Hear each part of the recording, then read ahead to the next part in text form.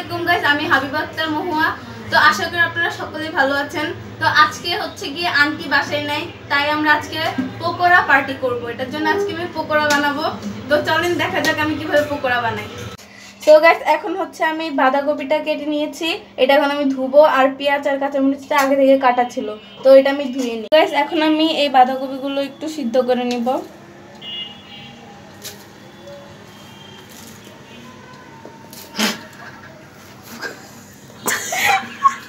এমনি না তো এমনি রাখো ভাই, এটা দেখ, এটা দেখ, এটা ঠিক আছে। এটা আচ্ছা, এটা অফ করে দাও।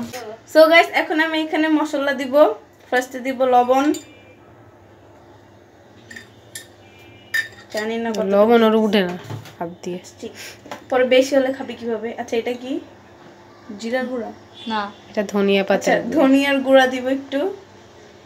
আর একটু দে, দরকার নেই। এরপর হচ্ছে মরিচ ঝাল কম, ঝাল কম, ঝাল কম, ঝাল কম, ঝালমুড়ি আলাম আমার কাছে যেমনে চাই। এইবার হচ্ছে হলুদের গুঁড়া।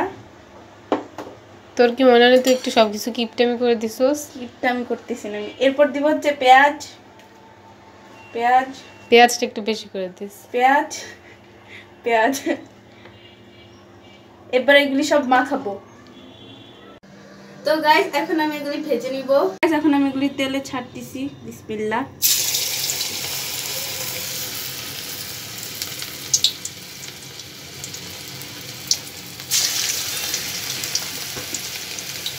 ভয় লাগে আমার যদি ছিট আসে।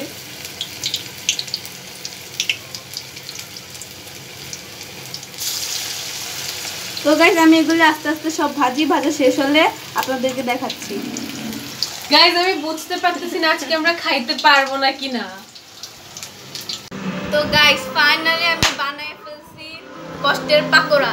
মাথার ঘাম নাকের ঘাম এক করে এই পাকোড়া বানাইছি আমি। তো এটা আমরা সবাই কি করলি? কিছুই না, বল।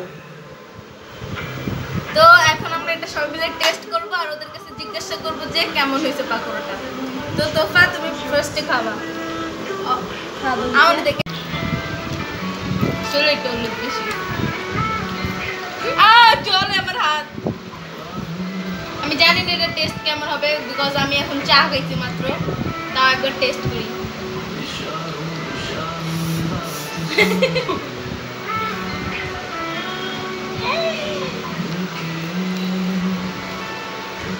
এত মজার খাবার আমি জীবন নিয়েও খাইনি। কাট ইট। গাইস এটা হচ্ছে মহুয়ার ছোট বোন। আসলে কিন্তু সে ছোট বোন আমার, কিন্তু দুইজনে এমন ভাবে আমাকে পচায় যে বোঝা যায় না ও কার বোন আসলে। হইছে। তো গাইস আজকের মতো ভিডিওটা এখানে শেষ করছি। আশা করি আপনাদের ভালো লাগছে ভিডিওটা।